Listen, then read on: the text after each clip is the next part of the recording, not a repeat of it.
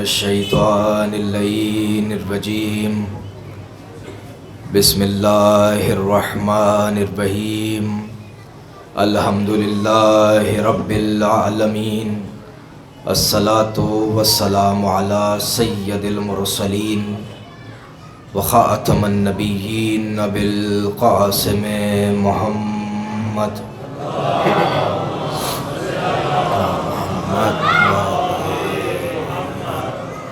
ثم الصلاة والسلام علی الامام الحق بالحق مع الحق الى الحق علی الحق وسیع الرسول وباب علم الرسول آنی علی ابن ابی طالب اللہم صلی علی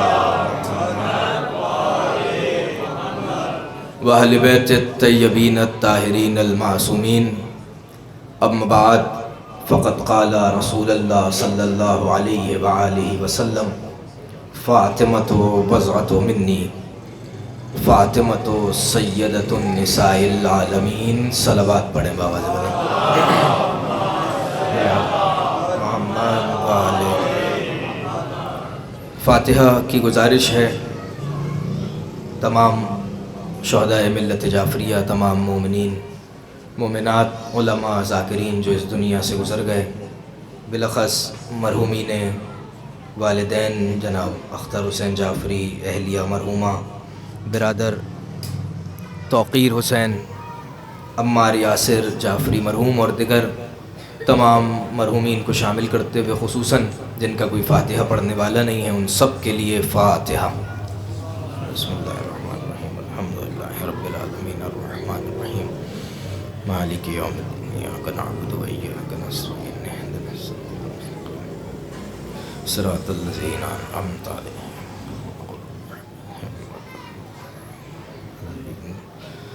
تمام مرحومین کی مغفرت کے لیے بآواز بلند صلوات ہدیہ کریں۔ صلی علی محمد۔ کثیر تعداد میں لوگ موجود ہیں اور صلوات عظیم عبادتوں میں سے عبادت ہے جو آپ کی مرادوں کو پورا کرتی ہے، وہ صلوات ہے، تو ایک دفعہ خاندان اہل بیت پر بآواز بلند صلوات ہدیہ کریں۔ صلی علی محمد وعلی محمد۔ دعا کرتا ہوں پروردگار عالم میرے بھائی بڑے بھائیوں کی طرح ہیں، میثم بھائی، ان کا خانوادہ خدا اس خانوادے پر اپنا خاص کرم فرمائے۔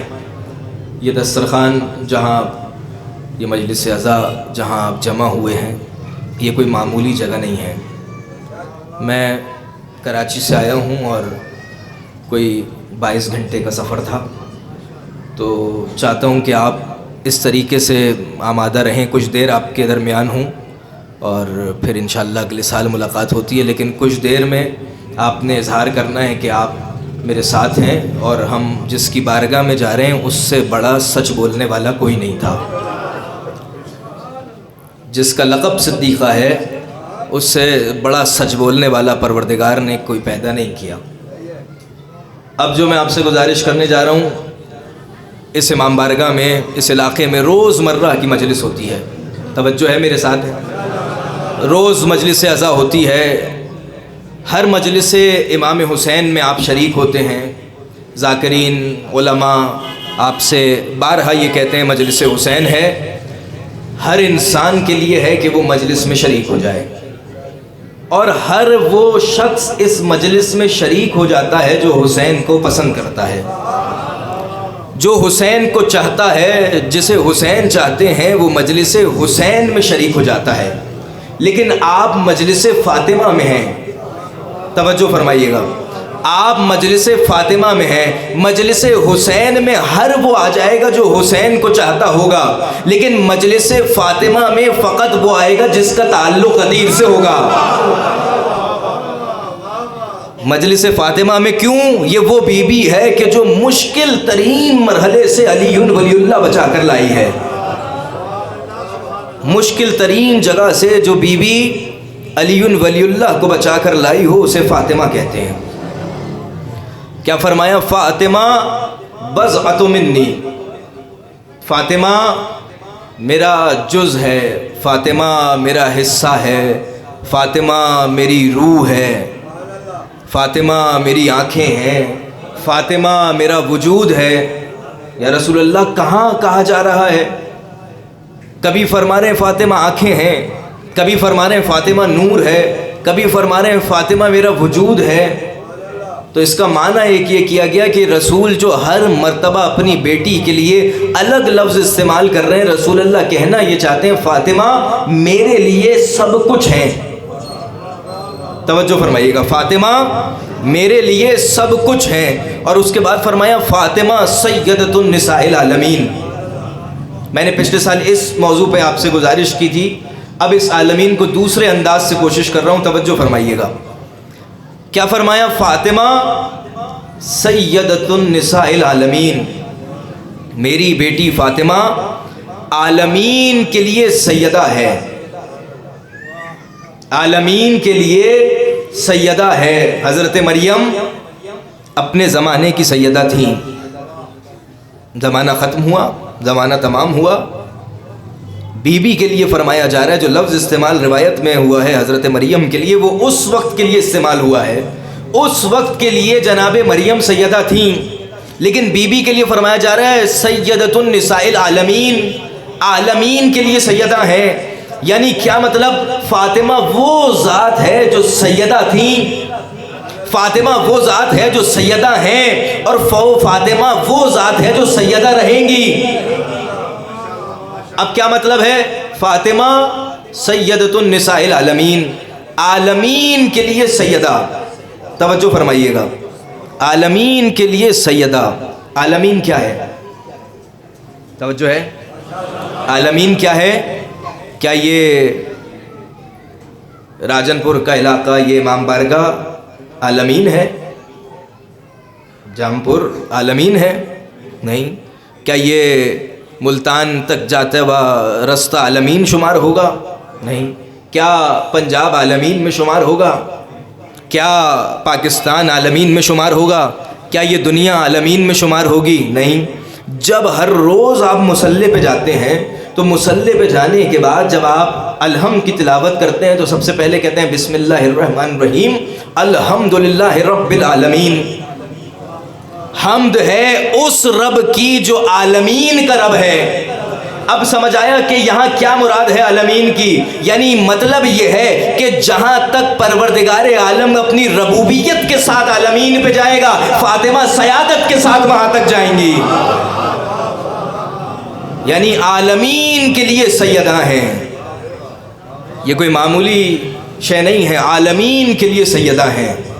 اور آپ نے توجہ فرمائی اب کہ جب علی اس دنیا میں آنے والے تھے اور وقت تھا کہ علی نزدیک تھا کہ اس دنیا میں آئیں گے، تو روایت کے الفاظ ہیں، تاریخ یہ بتاتی ہے کہ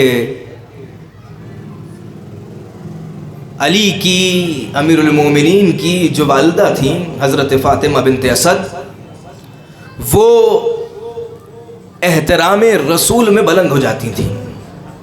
توجہ فرمائیے گا، احترام رسول میں بلند ہو جاتی تھیں، اپنی جگہ سے کھڑی ہو جاتی تھیں۔ بار بار یہ مرحلہ ہوتا رہا تو ہم لوگوں کو سمجھانے کے لیے، ہمیں بتانے کے لیے، ہم تک پیغام پہنچانے کے لیے، ہمیں منزلت اور اس عظیم انسان کو کی شخصیت کی معرفت کرانے کے لیے کیا کس طریقے سے سمجھایا گیا۔ جناب ابو طالب آگے بڑھے، کہے فاطمہ بنت اسد تمہارا رشتہ محمد کے لیے چچی کا رشتہ ہے، یہ تمہارا بھتیجا ہے، لیکن تم اس طریقے سے کیوں احترام کرتی ہو کہ جب یہ آتا ہے تم بلند ہو جاتی ہو، تم کھڑی ہو جاتی ہو، تم استقبال کرتی ہو، تم اس جگہ سے ہٹ جاتی ہو؟ کہ مجھے نہیں معلوم۔ اچھا، یہی سلسلہ کچھ عرصے پہلے تک نہیں تھا، یعنی فاطمہ بنت اسد کچھ عرصے پہلے تک یہ سلسلہ نہیں تھا، اور زمانہ وہ ہے کہ جب نبوت کا اعلان نہیں کیا ہے، ورنہ نبی کا احترام تو ہے، اور نبی کا احترام ابو طالب سے بہتر کوئی نہیں جانتا۔ کیسے بتایا جا رہا ہے کہ نبی کا احترام نہیں ہو رہا اس وقت؟ کیونکہ اعلان نبوت کیا نہیں ہے، لوگوں پر ظاہر نہیں ہے۔ وہ الگ بات ہے کہ نبی وہ ہے، جب آدم آب و گل میں تھے تو نبی اس وقت نبی تھے، رسول اللہ اس وقت بھی نبی تھے، لیکن اس وقت کیفیت یہ ہے کہ جب آ رہے ہیں اور اعلان نبوت نہیں کیا ہے، توجہ فرما رہے ہیں، اعلان نبوت نہیں کیا ہے اور آ رہے ہیں اور استقبال ہو رہا ہے. کہا یہ کیوں سلسلہ ہے؟ تو بی بی فرمانے لگیں کہ مجھے نہیں معلوم، جب یہ آتا ہے میں بلند ہو جاتی ہوں. تو دو طریقے سے روایات پہنچیں کہ یا تو کچھ مردوں نے، محرم مردوں نے تھاما، یا کچھ خواتین نے تھاما جو کداور تھیں، بنی ہاشم کی تھیں، اور ایک جانب سے ایک خاتون نے دوسری جانب سے دوسری خاتون نے تھاما اور کہا کہ دیکھتے ہیں کہ جب یہ آئیں گے تو کیا یہ بلند ہو پاتی ہیں، کھڑی ہو پاتی ہیں. جب گلی میں رسول داخل ہوئے تو کسی نے خبر دی کہ رسول گلی میں داخل ہو چکے ہیں. جب گھر میں داخل ہوئے تو کسی نے خبر دی. جیسے ہی فاطمہ بنت اسد نے رسول کو آتے ہوئے دیکھا ایک دم بلند ہوئیں اور اس طریقے سے کھڑی ہوئیں کہ وہ دو خواتین جنہوں نے تھاما تھا یا وہ دو مردوں نے جنہوں نے تھاما تھا وہ جا کر دوسری دو جانب جا کے گر گئے. اور جب وہ اس طرف جا کر گرے تو یہ حیران ہو گئے کہ بھائی تم کیوں احترام کر رہی ہو، یہ سلسلہ کیا ہے؟ یہ سلسلہ یہ تھا کہ فاطمہ بنت اسد کے شکم میں علی تھے، اور فاطمہ کے شکم میں، جب فاطمہ بنت اسد کے شکم میں علی تھے تو علی بتانا یہ چاہتے تھے کہ علی اس ذات کو کہتے ہیں جو شکم مادر میں ہو لیکن احترام نبی کرتا ہے. علی وہ ذات ہے کہ جو شکم مادر میں ہو تو احترام نبی کرتا ہے. لیکن یہاں صرف ایک ذات ایسی نہیں ہے، ایک دوسری ذات بھی ہے کہ جب نبی گھر پلٹ کر آتے تو جناب ختیجہ سے لوگوں نے قطع تعلق کر دیا. جناب ختیجہ کی جب رسول سے شادی ہوئی، ملکۃ العرب نام دیا گیا، عرب کی ملکہ نام دیا گیا، جتنی دولت دی گئی. قرآن نے جناب ختیجہ کے عمل کو اپنا عمل قرار دیا گیا. رسول نے جس سال جناب ختیجہ کی رحلت ہوئی اس سال کو عام الفیل قرار دیا گیا، مصیبتوں کا سال. یعنی کیا شخصیت ہے جناب ختیجہ کی. لیکن لوگوں نے قطع تعلق کیا، چاہنے والوں نے، جو رشتہ دار تھے سب حضرت ختیجہ سے دور ہوئے، لیکن حق کی جانب تھیں. تو اظہار اس بات کا رسول اللہ سے اکثر کرتی تھی تاریخی اعتبار سے کہ میں تنہا ہو گئی ہوں. جب آپ باہر نکلتے ہیں لوگوں کی اصلاح کے لیے، لوگوں کو اسلام پہنچانے کے لیے، تو میں تنہا رہ جاتی ہوں. ایک روز رسول پلٹ کر آئے اور سوال کرنے لگے، اے ختیجہ تم تنہا ہوتی ہو، میں تمہارے لیے کسی کنیز کا اہتمام کروں؟ کہ کوئی کنیز آنے پہ راضی نہیں ہوگی، اور اب اس اہتمام کی ضرورت بھی نہیں ہے. توجہ فرمائیے گا، اب اس اہتمام کی ختیجہ تم اکیلی رہتی ہو، سب نے تمہارا ساتھ چھوڑ دیا ہے، تم مصیبت میں گرفتار ہو، پھر کیا وجہ ہے کہ تم کہہ رہی ہو اب اس کی ضرورت نہیں ہے؟ کیا تمہیں اس چیز کی عادت ہو گئی ہے؟ کہ عادت نہیں ہوئی، جب میں پریشان ہوتی ہوں تو یہ جو بچی میرے شکم میں ہے یہ فاطمہ مجھ سے کلام کرتی ہے.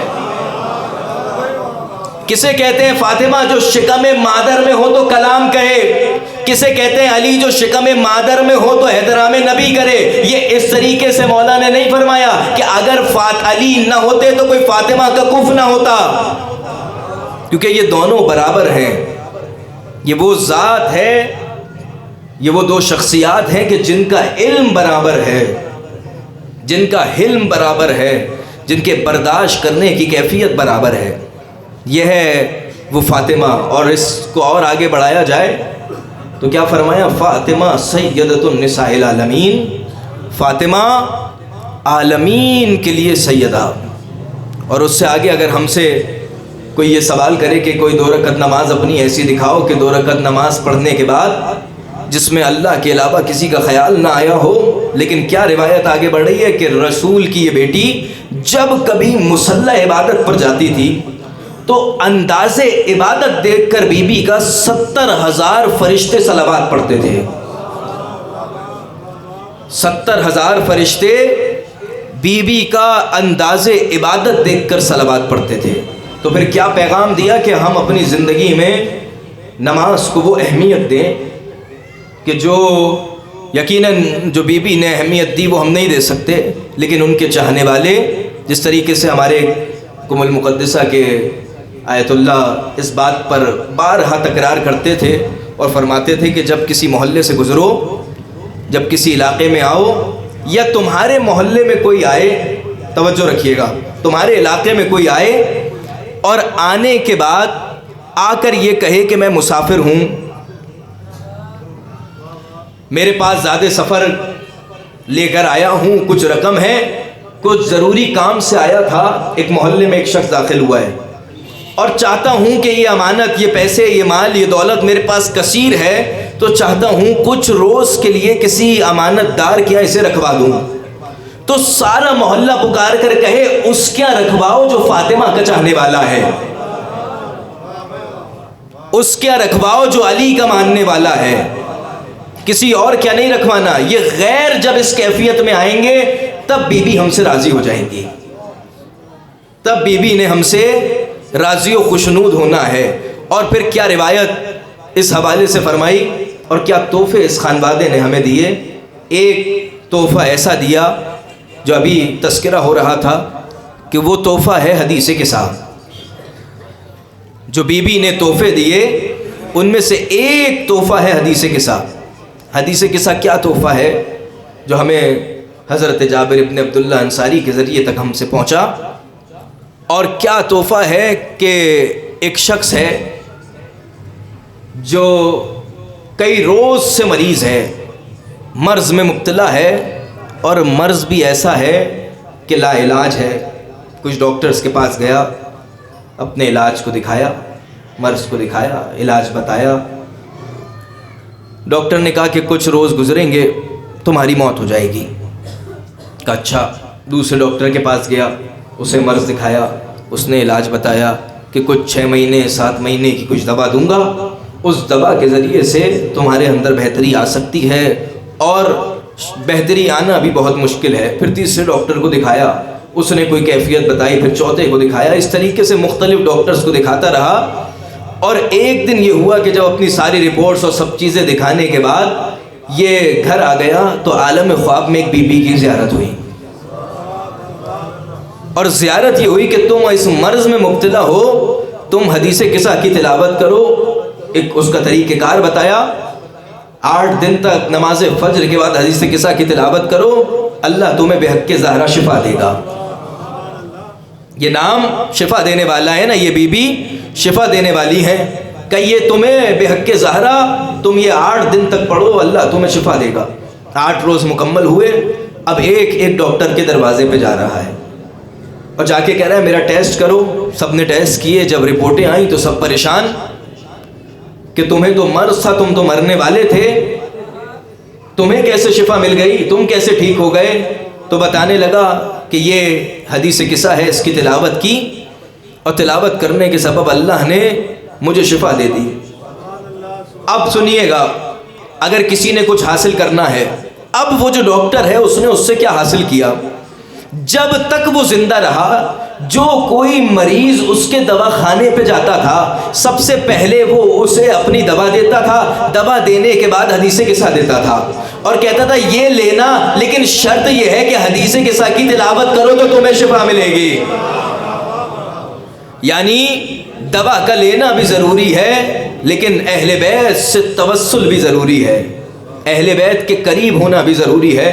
اب یہ جو خانوادہ اہل بیت ہے، یہ جو 14 معصومین ہیں، یہ اللہ کی بھیجی ہوئی سب سے بہترین شخصیات ہیں، یہ ہم تک پہنچی تو ہیں، لیکن ظاہری طور پر اب یہ یہاں سے گزر چکی ہیں۔ ہم ان سے توسل کریں گے، ہم ان سے مانگیں گے، یہ عطا کریں گے، لیکن ظاہری طور پر یہ ہم سے گزر چکے ہیں۔ یعنی اگر کہا جائے کہ مولا علی کی کون زیارت کرے گا تو ہم نجف اشرف بھیجیں گے، یعنی وجود مولا پر تو نہیں لائیں گے، لیکن ایک وارث ہے جو ابھی تک باقی ہے، ایک وارث ہے جو ابھی تک باقی ہے۔ بس میں وہ وارث آپ کو بتانے والا ہوں کہ وہ وارث کون ہے۔ توجہ ہے میری جانب۔ 4 طرح کے لوگ ہوتے ہیں اپنے ہمسن اور کمسن ساتھیوں کے لیے، 4 طرح کے لوگ ہیں۔ ایک انسان ہے جسے بخیل کہتے ہیں، توجہ ہے، ایک انسان ہے جسے بخیل کہتے ہیں۔ بخیل کون ہے؟ وہ جو خود کھائے گا لیکن کسی اور کو نہیں کھلائے گا۔ توجہ ہے، یاد رکھنا ہے، یہ بخیل وہ ہے جو خود کھائے گا کسی کو کھلائے گا نہیں۔ دوسرا ہے لئیم. لئیم وہ ہے جو خود بھی نہیں کھائے گا کسی کو نہیں کھلائے گا. تیسرا وہ ہے سخی جو خود کھائے گا اور دوسروں کو بھی کھلائے گا. بخیل جو خود کھائے گا دوسرے کو نہیں کھلائے گا. لئیم نہ خود کھائے گا نہ کسی کو کھلائے گا. سخی خود بھی کھائے گا دوسرے کو بھی کھلائے گا. چوتھا ہے کریم خود کھائے نہ کھائے دوسرے کو کھلائے گا. خود کھائے نہ کھائے دوسرے کو کھلائے گا. اہل بیت کے گھرانے کے اندر ہر ایک فرد ہے جو کریم ہے, لیکن اہل بیت جسے کریم آل محمد بولتے ہیں وہ ذات امام حسن مجتبیٰ کی ہے.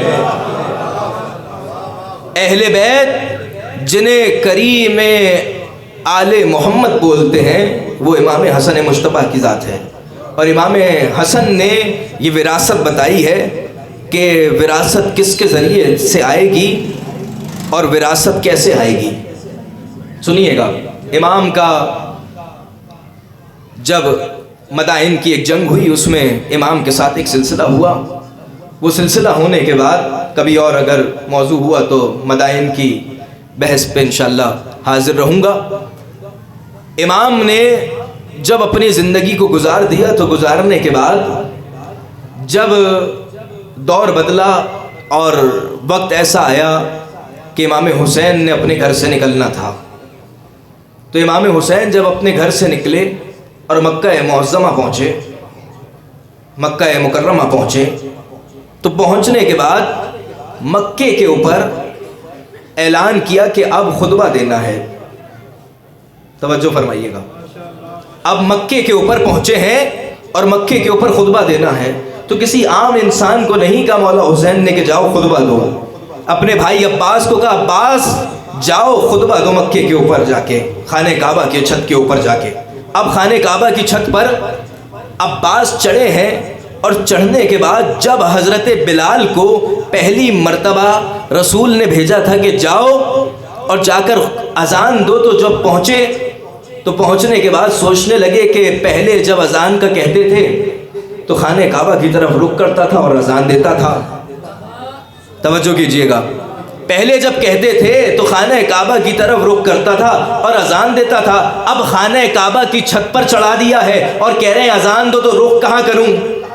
علی بے ساختہ بولے رخ ادھر ادھر کرنے کی ضرورت نہیں ہے, رخ محمد مصطفیٰ کی طرف کرو اور اذان دو. اب جب عباس یہاں کھڑے ہوئے ہیں تو کسی نے نہیں بتایا خطبہ کہاں کھڑے ہو کے دینا ہے. عباس نے حسین کی طرف نگاہ کی اور خطبہ دینا شروع کیا. اب جو خطبہ دیا ہے مولا عباس نے وہ سنیے گا اور وراثت سنیے گا. یہ بی بی کے حق کی وراثت کہاں تک پہنچ رہی ہے.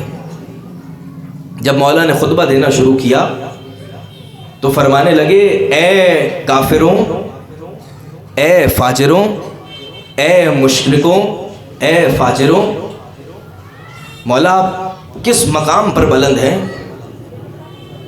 خانہ کعبہ کی چھت پر. اور طواف کون کر رہے ہیں؟ جو مسلمان ہیں, جو اللہ کے ماننے والے ہیں. غیر اللہ کا تو اس مقام پر داخلہ منع ہے نا. اس مقام پر کون ہے جو اللہ کا ماننے والا ہے, لباس احرام میں ہے, اور کیفیت یہ ہے کہ طواف کر رہے ہیں اور ان کی طرف رخ کر کے کیا فرما رہے ہیں؟ اے کافروں, اے فاجروں. توجہ فرمائے, اے کافروں, اے فاجروں, بار بار یہ تکرار کر رہے ہیں. تو یہ کیا وجہ ہے کہ اے کافر اور فاجر کہہ رہے ہیں؟ امام یہ بتانا چاہ رہے ہیں جو حسین کو چھوڑ دے وہ کافر اور فاجر ہو جاتا ہے. جس نے حسین کو چھوڑ دیا وہ کافر اور فاجر ہوگا. اور اس کے بعد کیا فرمایا؟ یاد رکھو, توجہ فرمائیے گا, امام مولا عباس نے کیا فرمایا ہے؟ یاد رکھو یہ جس مقام پر میں بلند ہوں, یہ جو ذات تم دیکھ رہے ہو, اگر اللہ کا مومنوں کو امتحان میں نہ ڈالنا ہوتا اور دوسرے لوگوں کو امتحان سے نہ بچانا ہوتا تو یاد رکھو یہ جس کعبے پہ میں کھڑا ہوں یہ کعبہ وہ ہے جو ان کے بابا کی عبادت گاہ ہے. ان کے بابا کی عبادت گاہ ہے، اور اس سے بڑھ کے فرمانے لگے ان کے بابا کی، امام حسین کی طرف اشارہ کیا، ان کے بابا کی جائے پیدائش ہے۔ یہ ادب کا تقاضا ہے کہ جب کوئی بڑا موجود ہو تو اپنا تعارف نہیں کراتے، اس کا تعارف کراتے ہیں۔ اور اس کے بعد فرمانے لگے خانہ کعبہ کی طرف نشاندہی کر کے کہ اے لوگوں یاد رکھو یہ حسین وہ منزلت رکھتا ہے کہ اگر مصلحت پروردگار نہ ہوتی تو کعبہ چل کے حسین کے پاس چلا جاتا، حسین کو کعبے کے پاس آنے کی ضرورت نہیں تھی۔ توجہ فرمائیں، حسین وہ کہ جس کی جانب کعبہ چل کر آئے گا، کعبے کو ضرورت نہیں ہے، حسین کو ضرورت نہیں ہے کہ کعبے کی جانب چل کر آئیں گے۔ اور اس کے بعد مولا نے جب مکمل خطبہ دیا تو اس کے بعد ایک اور نشاندہی کی، ایک اور لوگوں کو آگاہ کیا۔ توجہ آپ میں رہے، ذہنوں میں آپ کے یہ رہے کہ پروردگار نے جس کو فضیلت دی ہے، جس کو افضلیت دی ہے، جس کو شخصیت بنایا ہے، وہ بے حق کے زہرا بنایا ہے۔ جناب زہرا کے صدقے میں ہر انسان کو، ہر شخصیت کو اللہ نے افضلیت دی ہے، مقام دیا ہے، منزلت دی ہے۔ اب مولا نے لوگوں سے مخاطب ہو کے کلام کرنا شروع کیا اور کہنے لگے کہ تم وہی غلطی کرنے جا رہے ہو جو تمہارے بڑوں نے کی تھی۔ توجہ فرمائیے گا، تم وہی غلطی کرنے جا رہے ہو جو تمہارے بڑوں نے غلطی کی تھی۔ مولا کیا غلطی کی تھی ان کے بڑوں نے؟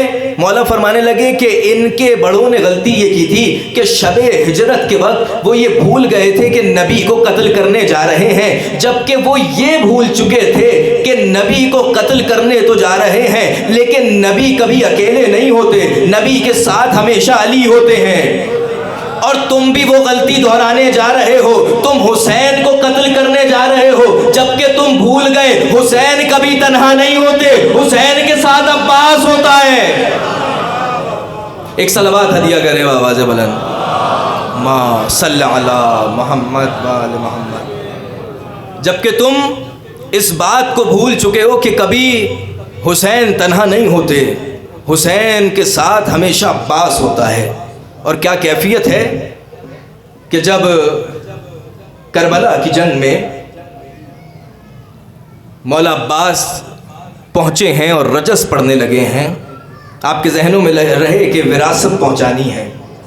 وراثت کیا ہے؟ جب کربلا پہنچے تو کربلا پہنچنے کے بعد جب رجس پڑھ رہے تھے تو شمر کے پیچھے سے ایک ملعون نے آواز دی جس کا نام تاریخ میں مارید آیا ہے۔ کیا نام آیا ہے؟ مارید۔ تاریخ کے اندر اس نے آواز دی کہ اے شمر اس کی بات کا جواب دو۔ تو شمر نے کہا کہ اگر تمہارے اندر ہمت ہے تو تم آگے بڑھو، تم عباس کی بات کا جواب دو۔ تاریخی اعتبار سے یہ وہ اہل بیت کے دشمنوں میں شمار ہے کہ جس کو بدنی طور پر طاقت بہت زیادہ تھی، عمر زیادہ تھی اس کی، لیکن بدن کے حساب سے ماہر جنگجو لوگوں میں اس کا شمار ہوتا تھا۔ تو یہ آگے بڑھا اور روایات میں آیا ہے کہ اسے کربلا میں مولا عباس کے لیے ہی منگوایا گیا تھا۔ جب یہ آگے بڑھا، توجہ ہے آپ کی، تو آگے بڑھنے کے بعد اس نے مولا سے کلام شروع کیا۔ مارید کون ہے؟ جو صرف اس خاطر لایا ہے کہ عباس سے جنگ ہو، اور شجاع ترین آدمی ہے، بہادر ترین ہے، اس کے بازوؤں میں ہمت بہت زیادہ ہے، لوگ اس کی بہت تعریف کرتے ہیں۔ جب یہ عباس کے سامنے پہنچا تو مولا عباس سے کلام کرنا شروع کیا اور کہا میں تمہیں 3 باتیں کہنا چاہتا ہوں۔ ویسے تو میں کسی سے گفتگو نہیں کرتا، لیکن میں تم سے 3 باتیں کرنا چاہتا ہوں۔ اس میں سے پہلی بات یہ ہے کہ تم واپس چلے جاؤ، کیونکہ میں تمہیں اس کاٹنے والی تلوار سے ڈراتا ہوں۔ ذرا سوچیں کہ صاحب ذوالفقار کے بیٹے کو تلوار سے ڈرا رہا ہے۔ جب کہا میں تمہیں اس کاٹنے والی تلوار سے ڈراتا ہوں، اور دوسری بات یہ کی کہ یاد رکھو کہ میں تمہیں بخش دوں گا، تم میری بیعت کر لو، تم ہماری طرف آ جاؤ۔ اور تیسری بات یہ کی کہ تمہاری عمر کم ہے، تم کم سن ہو، تم چھوٹے ہو، اس وجہ سے میں تم پہ رحم کرتا ہوں، تم چلے جاؤ۔ تو اب مولا سے اس نے 3 باتوں کی رجس کہی۔ یہ تینوں باتیں مکمل کرنے کے بعد مولا نے تینوں باتوں کا جواب دیا۔ اور مولا فرمانے لگے تم نے پہلی بات کیا کی؟ کہ میں نے کہا کہ میں تمہیں ڈراتا ہوں اس تلوار سے جو کاٹنے والی ہے، کہ یاد رکھو، جاؤ محلوں میں، علاقوں میں، مختلف جگہ جا کر یہ پتہ کرو عباس کسے کہتے ہیں۔ عباس تلوار سے نہیں ڈرتا، تلواریں عباس سے ڈرتی ہیں۔ تلواریں ہیں جو عباس سے ڈریں گی۔ اور پھر فرمانے لگے کہ تم نے مجھے کہا کہ میں تمہاری بیعت کروں، یاد رکھو جو ایک مرتبہ حسین کے دروازے پہ آ جاتا ہے وہ حسین کو چھوڑ کے کہیں اور نہیں جاتا۔ میں ایک مرتبہ نہیں، میں تو اس گھرانے میں پیدا ہوا ہوں، وہ میرے آقا ہیں۔ اور اس کے بعد جو مولا کا خطبہ ہے، اگر آپ نے توجہ فرمائی اور اگر ذہنوں میں یہ بات رہ گئی، کہا کہ تم مجھے عمر سے ڈراتے ہو کہ میری عمر کم ہے، تو یاد رکھو بہت سے موقعوں پر ایسے بزرگ تھے کہ جنہیں چھوڑ کے چھوٹوں کو بڑا بنا دیا گیا۔ بہت سارے بڑے ایسے تھے کہ جو بڑے ضرور تھے لیکن افضلیت کم سن کو ملی ہے۔ یہ ساری گفتگو کرنے کے بعد مولا عباس نے جب اس کو جواب دیا، اب اس نے یہ جواب سنا اور اس سے برداشت نہ ہوا۔ اب نیزے کی دو قسمیں ہیں، توجہ ہے میری جانب، نیزے کی دو قسمیں ہیں، دو طرح کے نیزے ہوتے ہیں۔ ایک دستی نیزہ جو ہاتھ کا نیزہ ہوتا ہے، ایک نیزہ کہا جاتا ہے طولانی نیزہ، لمبا نیزہ، کہ جس کو پیچھے کی جانب سے پکڑ کر وار کیا جاتا ہے۔ ایک نیزہ وہ جس کو آگے سے پکڑ کے وار کیا جاتا ہے۔ دو طرح کا نیزہ ہے۔ اس نے طولانی نیزے کے ذریعے سے مولا عباس کی جانب حملہ کیا، اور طولانی نیزہ جب مولا عباس کی جانب آیا تو مولا عباس نے اپنی دو انگلیوں سے اسے تھاما۔ توجہ کریے گا، اسے اپنی دو انگلیوں سے تھاما، اور اتنی دیر تک اسے تھامے رہے کہ وہ تیر جو تھا، وہ جو نیزہ تھا، وہ کمان کی صورت اختیار کرنے لگا، اور اتنی کمان کی صورت اختیار کر رہا تھا کہ یہ جس نے مارید نے حملہ کیا تھا یہ اپنے گھوڑے سے گر گیا۔ بھائی سمجھ نہیں آ رہا کہ دو انگلیوں سے اتنا بھاری، اتنا وزنی، اتنے طاقتور انسان کا پھینکا ہوا نیزہ عباس نے دو انگلیوں سے کیسے تھاما؟ یہ دو انگلیوں سے عباس ہی تھام سکتا ہے، کیونکہ عباس اس علی کا بیٹا ہے جس نے دو انگلیوں سے باب خیبر کو فتح کیا۔ یا علی، عباس وہ کہ جس نے اس طریقے سے اس کارنامے کو انجام دیا۔ اب آپ نے توجہ فرمائی، اب جب اس نے اس کیفیت میں آیا کہ یہ گھوڑے سے گرا، تو گھوڑے سے گرنے کے بعد جب گھوڑے سے گر گیا تو اس کا غلام تھا، اس کا ایک غلام تھا کہ جو بالکل اس کے پیچھے تھا، اس نے دوسرا گھوڑا اس کی جانب بڑھایا۔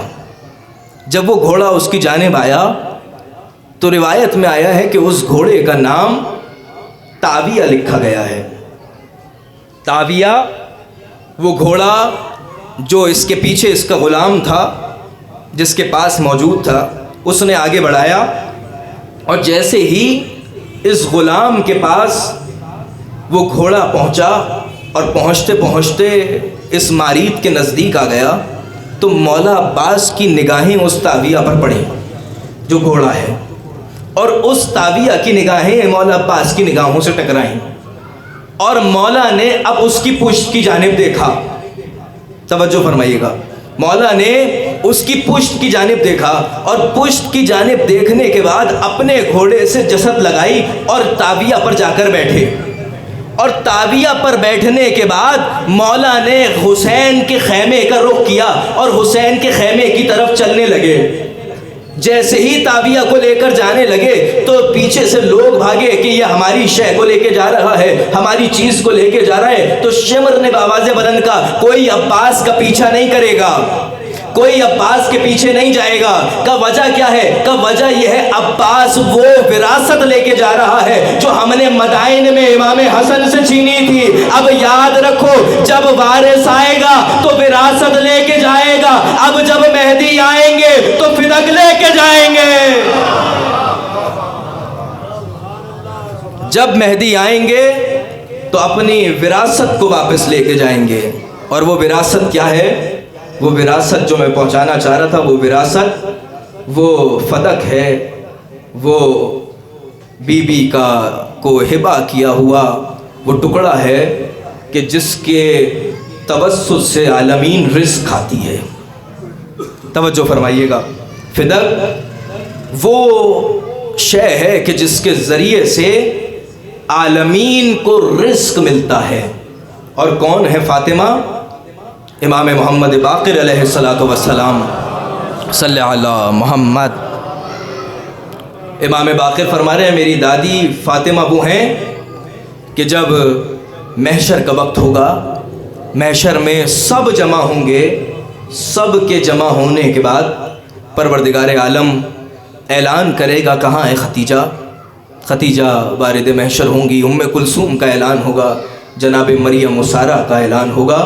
ये वो ख़वातीन जो महशर में दाखिल होंगी। महशर में दाखिल होने के बाद जब ये महशर में पहुँचेंगी तो वो पूरा इस्तक़बालिया ख़ुतबा है जो इमाम ने दिया कि इमाम की गुफ्तगू है, रसूल अल्लाह की गुफ्तगू है। सब महशर में क्या गुफ्तगू फरमाएंगे? जनाब ज़हरा के मुताल्लिक़ गुफ्तगू आई है कि एक एक शख्स बीवी के मुताल्लिक़ गुफ्तगू फरमाएगा। लेकिन कौन?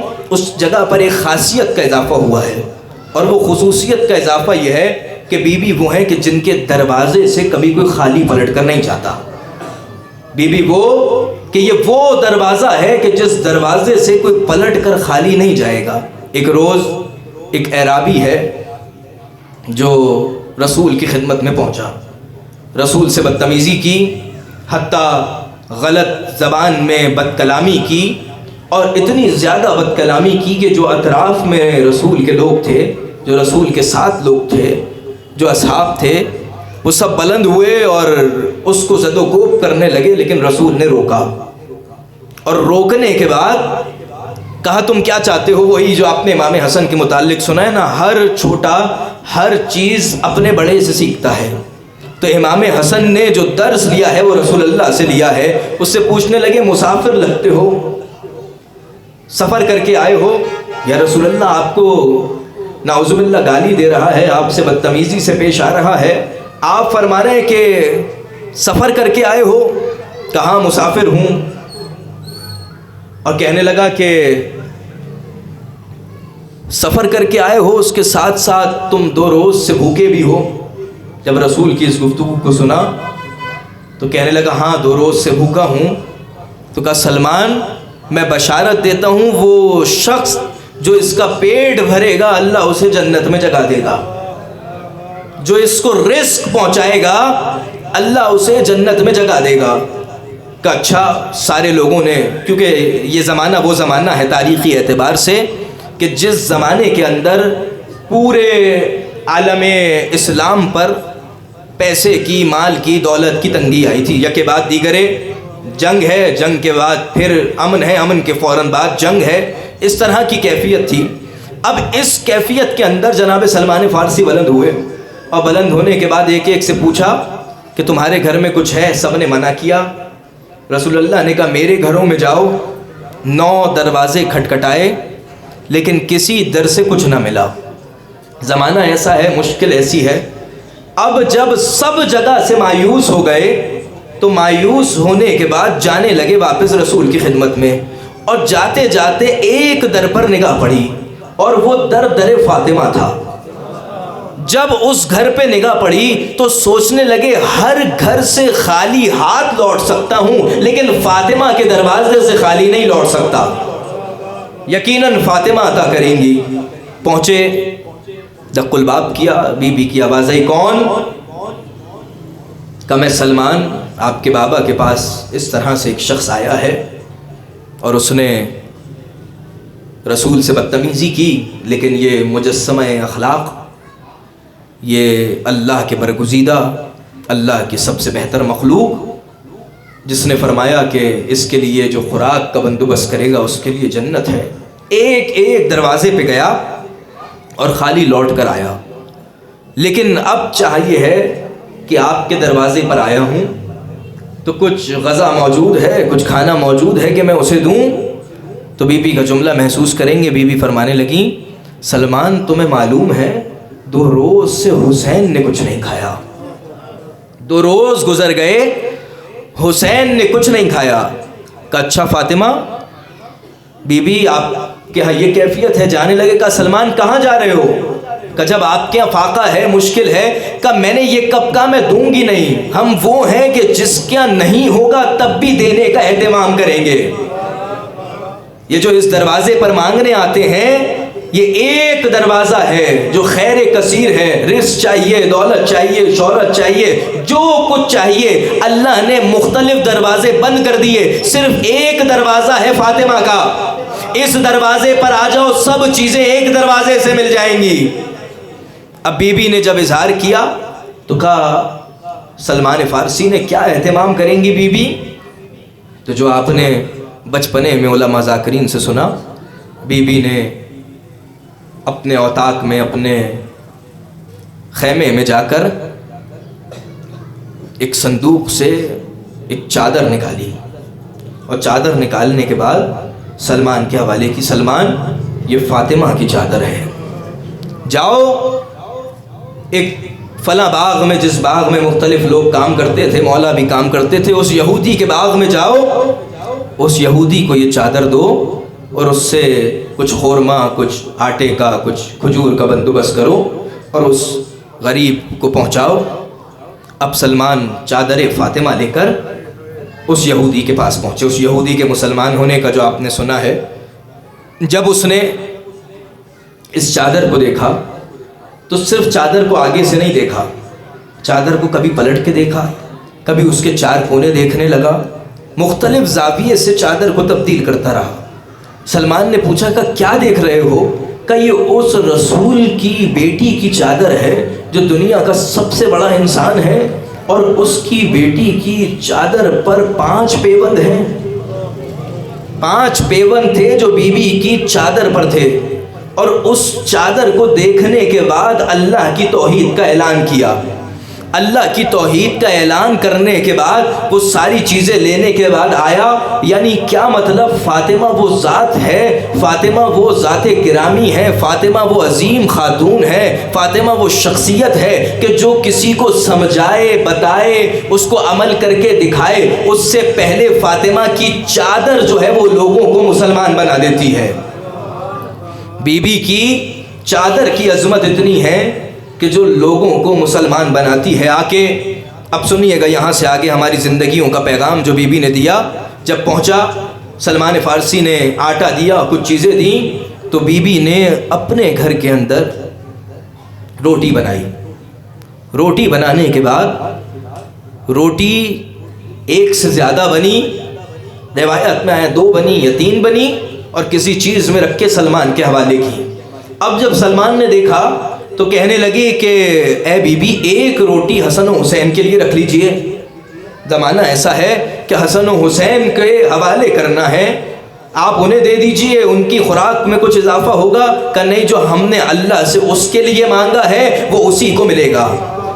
اور پھر کیا اہتمام ہوا، رسول اللہ کے پاس پہنچے، رسول اللہ کو خبر ہوئی کسی گھر میں کھانا نہیں ہے، لیکن فاطمہ کھانے کا اہتمام کر رہی ہیں۔ اپنے گھر پلٹ کر آئے، سلام کیا، بی بی کے دروازے سے داخل ہوئے، اے بیٹی فاطمہ، تم نے کھانے کا اہتمام کیا، میرے گھروں میں کھانا نہیں ہے، اور میں چاہتا ہوں کہ آج کھانا تمہارے ہاں کھاؤں، آج کھانا تمہارے ہاں تناول کروں۔ جب یہ سنا تو بی بی نے اب اپنے عبادت گاہ میں جا کر اللہ کے حضور ہاتھ بلند کیے، اے پروردگار، تیرا حبیب میرے گھر آیا ہے، اے پروردگار، تو جس سے سب سے زیادہ محبت کرتا ہے وہ میرے گھر آیا ہے، اور خوراک کا انتظام کرنا ہے۔ بس بی بی یہ کہہ ہی رہی تھی کہ سامنے دسترخوان جنت سے آ گیا۔ اب بی بی نے اس دسترخوان کو لے کر رسول کی خدمت میں گئی۔ جب تک علی یہ سارا ماجرا رسول کو بتا چکے تھے، توجہ فرمائی، رسول کو علی یہ سارا ماجرا بتا چکے تھے۔ اب علی اور رسول حیران ہیں کہ یہ فاطمہ دسترخوان کہاں سے لے کر آ رہی ہے، یہ طرح طرح کی غذائیں کہاں سے لے کر آ رہی ہیں، کہاں سے آیا؟ کہ یہ اللہ نے مجھے عطا کیا ہے، اللہ جنت سے اسے لے کر آیا، اللہ نے جنت سے اسے بھیجا ہے، یہ مجھ تک جنت سے پہنچا ہے۔ تو سنیں گے رسول اللہ نے کیا کہا کہ فاطمہ تم تو مریم سے زیادہ فضیلت رکھتی ہو۔ مریم کو جب مصیبت آئی، جب مریم بہت زیادہ مشکل میں مبتلا ہو گئی تو اس کے پاس اللہ کھانا بیچتا تھا، تم جب چاہو اللہ سے کھانا منگوا لیتی ہو۔ تم وہ ہو جو جب چاہو پروردگار سے کھانا طلب کرتی ہو۔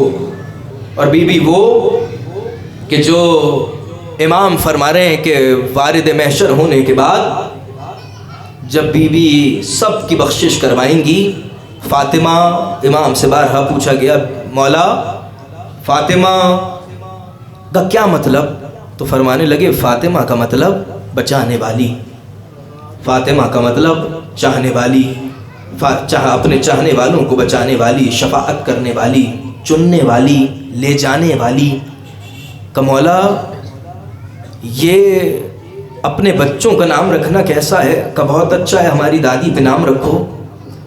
ایک روز ایک شخص آیا اور آ کے مولا کو عرض کرنے لگا مولا میرے ہاں اولاد ہوئی ہے اور اپنی بچی کا نام میں نے فاطمہ رکھا ہے۔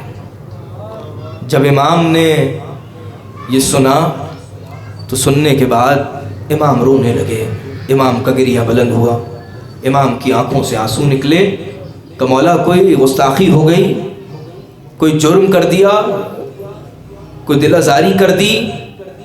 میں نے اپنی بچی کا نام آپ کی دادی زہرا پر فاطمہ رکھا ہے، کہ تم نے اس کا نام فاطمہ رکھا ہے، لیکن یاد رکھنا کبھی اونچی آواز میں اس سے بات نہ کرنا، کبھی اونچی آواز میں۔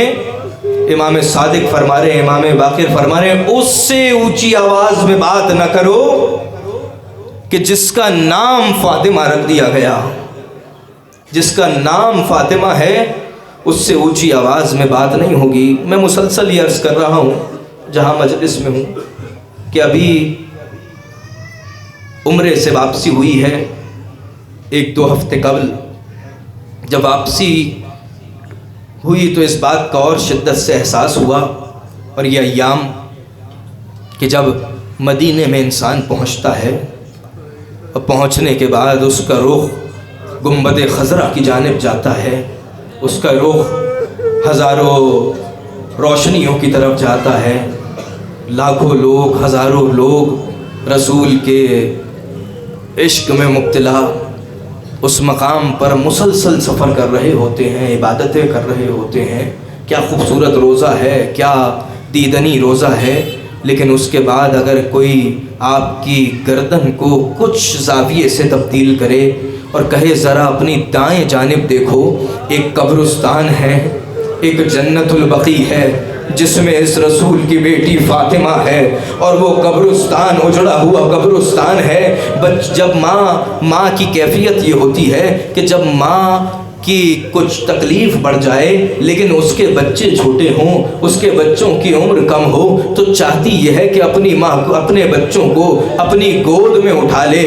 بارہا یہ کیفیت ہوتی ہے کہ کسی طرح میرے بچے میری گود میں پروان چڑھیں۔ کیا مصیبت ہے کہ بچے چھوٹے ہیں لیکن فاطمہ دونوں کو اٹھا نہیں پا رہی ہیں، کبھی حسن مجتبیٰ کو اٹھانے کی کوشش کرتی ہیں تو رکھ دیتی ہیں، کبھی حسین کو اٹھانے کی کوشش کرتی ہیں تو رکھ دیتی ہے۔ فضہ نے سوال کیا اے فاطمہ آپ بچوں کو گود میں نہیں لیتی؟ کہ جب میں انہیں اٹھاتی ہوں میری پسلیوں میں درد ہوتا ہے، مجھ سے برداشت نہیں ہوتا کہ میں اپنے بچوں کو اٹھا پاؤں۔ امام حسن کے سارے مصائب ایک طرف، اور امام فرمانے لگے کہ جب میں چھوٹا تھا، جب میں کمسن تھا، مدینے کی ایک گلی سے گزرتا نہیں تھا، کہ مولا راستہ نزدیک ہے، جلدی اس جگہ سے چلے جائیں، جلدی مسجد پہنچ جائیں گے، اتنا طولانی سفر کرتے ہیں۔ کہ کیا وجہ ہے؟ کہ میں چھوٹا تھا، میں کمسن تھا، اپنی ماں زہرا کے ساتھ اس گلی سے گزرا، ایک ظالم نے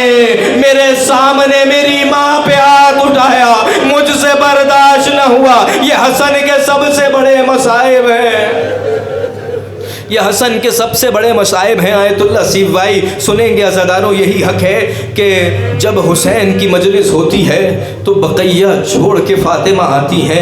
میرا دل کہتا ہے یہ زہرا کی مجلس ہے, کربلا چھوڑ کے حسین آئے ہیں. آؤ رونے والوں مجھے میری ماں زہرا کا پرسہ دو. سنیں گے عزاداروں آیت اللہ سیف بھائی لکھتے ہیں کہ جب بی بی کے سامنے مولا امام علی مستحب نماز ادا نہیں کرتے تھے, بی بی مولا کے سامنے مستحب نماز ادا نہیں کرتی تھی, جب مولا گھر سے چلے جاتے تھے بی بی اس وقت مستحب نماز ادا کرتی تھی. بی بی کیا وجہ ہے؟ یہ آیت اللہ کے سامنے سوال رکھا گیا. بہت دیر سوچنے کے بعد, بہت دیر اس بات پر غور و خوض کرنے کے بعد اپنے قلم کو لکھتے ہیں اور کیا لکھ رہے ہیں کہ یہ بات سچ ہے کہ مستحب نماز میں قنوت بھی پڑھنا ہے, اور علی کے سامنے فاطمہ اس لیے مستحب نماز نہیں پڑھتی کہ اگر فاطمہ قنوت نہیں پڑھیں گی تو علی پوچھیں گے کیا ہوا, کیونکہ جو چیز ہمارے لیے مستحب ہے وہ ان کے لیے واجب ہے. فاطمہ علی کے سامنے اس لیے مستحب نماز نہیں پڑھتی کہ فاطمہ کے ہاتھ قنوت میں بلند نہیں ہوں گے, فاطمہ کی پسلیاں زخمی ہیں, کہیں علی کو معلوم نہ ہو جائے. اجرکم من اللہ, یہی حق ہے کہ زہرا پر رویا جائے, یہی حق ہے کہ اس گھرانے پر رویا جائے. سنیں گے عزاداروں کیا کیفیت ہے, کیا مصائب ہیں اس گھرانے کے کہ جب علی پہنچے ہیں گھر, ایک ایک بچے کو خاموش کرایا. خاموش کرانے کی کیفیت یہ ہے کہ خاموش کراتے وقت علی بچوں کو سمجھا رہے ہیں اے حسن زیادہ زور سے رونا نہیں ہے, جس کی ماں مر جائے اسے روکا جا رہا ہے کہ تم نے زیادہ زور سے رونا نہیں ہے. اے حسین تم نے زیادہ بلند آواز میں گریہ نہیں کرنا. اے زینب تم نے بلند آواز میں گریہ نہیں کرنا. اے کلثوم تم نے بلند آواز میں گریہ نہیں کرنا. جب کبھی یہ ہو کہ اب لگ رہا ہو کہ آواز بلند ہو جائے گی تو اپنی آستینوں کو اپنے منہ میں رکھ لینا. جب بلند آواز سے گریے کا دل چاہے آستینوں کو منہ میں رکھ لینا. یہ کہہ کے علی چلے ہیں فاطمہ کو غسل دینے. سنیں گے عزاداروں, سلمان کو ایک جانب کھڑا کیا, یہ کہہ کے علی چلے غسل دینے کے لیے. اب غسل دیتے دیتے علی نے چیخ بلند کی, جو بچوں کو روک رہے تھے اس علی نے چیخ بلند کی. سلمان پہنچے, علی کیا ہوا؟ کہ فاطمہ نے نہیں بتایا, فاطمہ کی پسلیاں زخمی. بس آخری روایت سنیے گا. فاطمہ کی پسلیاں زخمی. جب بی بی کو غسل و کفن دے دیا گیا, بی بی کو غسل دے دیا گیا, سارے بچے موجود ہیں, کہ ایک ایک کر کے اپنی ماں کو ودا کرو. جناب حسن نے ودا لیا, جناب زینب نے ودا لیا, جناب ام کلثوم نے ودا لیا, اور کہا جاؤ حسین اب اپنی ماں سے ودا لو. حسین آگے نہیں بڑھتے. اے بابا علی, جب کبھی ماں بلاتی تھی تو دونوں ہاتھ سے سینے کو لگاتی تھی. یہ حسین نہیں بڑھے گا, یہ حسین آگے نہیں بڑھے گا, حسین آگے نہیں بڑھے گا. سنیں گے عزادارو, فاطمہ نے بندے کفن توڑے, دونوں ہاتھ بلند ہوئے, آ حسین میرے گلے لگ جا. یہ ایک روایت. یہاں فاطمہ نے وعدہ پورا کیا. جب حسین زخموں سے چور گھوڑے کی پچھ سے نیچے آئے, فاطمہ نے ہاتھ بڑھائے, میں نے اس وقت تجھے گود میں لیا تھا, آ حسین میرے سینے